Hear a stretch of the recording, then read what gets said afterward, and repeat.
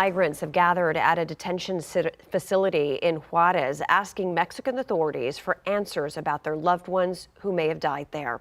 At least 40 people were trapped in a fire overnight, and dozens more are injured. The Mexican president says the detainees started the fire in protest after learning they'd likely be deported. Migrants are likely to spend more time in Mexican facilities like this now that the U.S. has made it harder for refugees to enter the country. KENS 5 reporter Matt Houston explains why. Migrants are trying to reach the United States by May, when pandemic restrictions on immigration go away.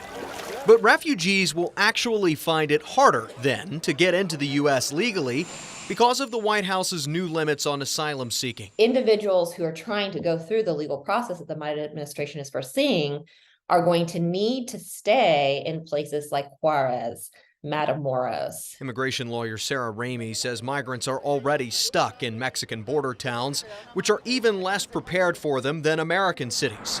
She points to Monday's fire as evidence. I don't know what specifically they were supposed to have done, but I think they clearly did not have the systems in place to prevent this type of disaster, which they should have. Shelters across Mexico are already too crowded.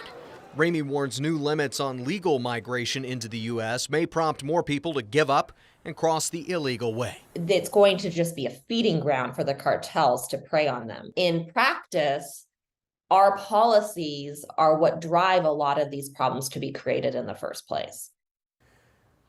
Senators grilled Homeland Security head Alejandro Mayorkas about some of those policies this afternoon during a hearing. The tone of this conversation, though, did not indicate Republicans and Democrats in Congress have gotten any closer to a comprehensive immigration deal. Isis. Thank you, Matt.